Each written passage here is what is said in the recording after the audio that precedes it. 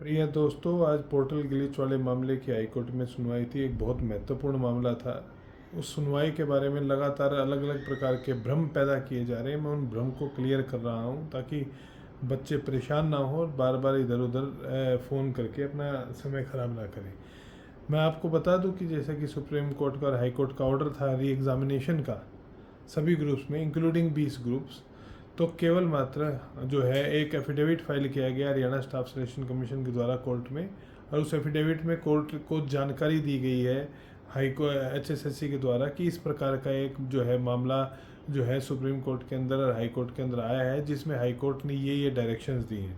उन डायरेक्शंस को रीट्रेट करने के अलावा उस एफिडेविट में कुछ भी जानकारी नहीं है, और उस जानकारी उन्होंने ये कहा है कि यदि जिन ग्रुप्स की एडवर्टीजमेंट निकली हुई है उन ग्रुप्स के अंदर यदि पटिशनर्स अप्लाई करना चाहते हैं तो उसके लिए अप्लाई करने के लिए वे पूरी तरह से एलिजिबल हैं, वो चाहें तो कर सकते हैं as per there education qualifications.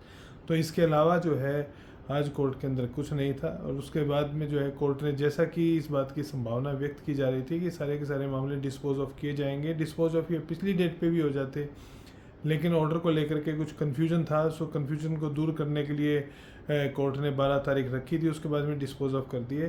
तो संदेश मैं दे रहा हूँ आपको दो, क्योंकि दोनों तरफ के कैंडिडेट्स का मेरे पास में फ़ोन आ रहा है। एक 20 ग्रुप में सेलेक्टेड कैंडिडेट जिनके लिए हम लोग केस लड़ रहे हैं, सबसे ज़्यादा वे पैनिक में है कि जैसे HSSC ने आज कोर्ट में ये कहा है कि हम री एग्ज़ामिनेशन लेंगे, तो ऐसा नहीं कहा। ये बिल्कुल पूरी तरह से गलत एंड रोंग बात है। ऐसा कुछ भी नहीं कहा, ना ही ऐसा कुछ लिख करके दिया गया है। HSSC ने केवल ये कहा है कि कोर्ट से उनको डायरेक्शन हुई है कि भी एग्ज़ाम लिया जाए, इसके अलावा कुछ भी नहीं है। वो हुई भी है, उसमें कुछ गलत भी नहीं है। ठीक है, ये मामला रिव्यू में जाएगा, रिव्यू में जाकर के ही क्लियर होगा। तो आपकी नौकरी फ़िलहाल सुरक्षित है, किसी प्रकार की आपको चिंता करने की ज़रूरत नहीं है। अब आ जाता है दूसरा संदेश, वो आ जाता है पोर्टल ग्लिच वाले लोगों के साथ में। पोर्टल ग्लिच वाले कैंडिडेट्स को ये लग रहा है कि और जो केसेस डिस्पोज ऑफ हो गए तो उनको क्या होगा। तो मैं उनको बता दूं कि ऐसी स्थिति के अंदर यदि कोर्ट के आदेश के बाद में यदि केसेस डिस्पोज ऑफ होते, क्योंकि कोई और ऑर्डर तो पास कोर्ट कर नहीं सकती है, कारण क्या है कि री एग्ज़ामिनेशन के ऑर्डर किए हुए हैं कोर्ट ने। तो ऐसे में जो है डिस्पोज ऑफ हो जाते हैं। यदि कल को हमारी रिव्यू सक्सीड होती है तो ये सभी के सभी मामले पुनर्जीवित हो जाएंगे दोबारा से। ये कि सभी ऑर्डर रिकॉल आ करके और ऑर्डर मॉडिफाई होकर के इन्हीं मामलों को कोर्ट दोबारा सुनने का काम करेगी। लेकिन हाल फिलहाल जब तक कि इस मामले में रिव्यू सक्सेस नहीं होती, तब तक कोर्ट जो है इस तरह के इन मामलों के ऊपर अपना समय नहीं खराब करेगी। इसलिए इन मामलों को डिस्पोज ऑफ कर दिया गया है और सभी को लिबर्टी दी गई है कि यदि कल को रिव्यू में आपको कोई जो है मिलता है तो उस परिस्थिति में आप जो है दोबारा कोर्ट में आइए और कोर्ट में आकर के अपने मैटर्स को रीओपन करा लीजिए।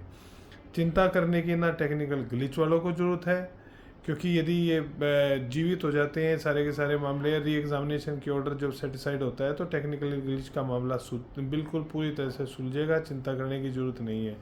और जो सेलेक्टेड कैंडिडेट है उनको भी चिंता करने की ज़रूरत नहीं है। HSSC ने ऐसी कोई भी जानकारी कोर्ट में नहीं की दी है कि भी वो दोबारा पेपर लेने का काम करेगी।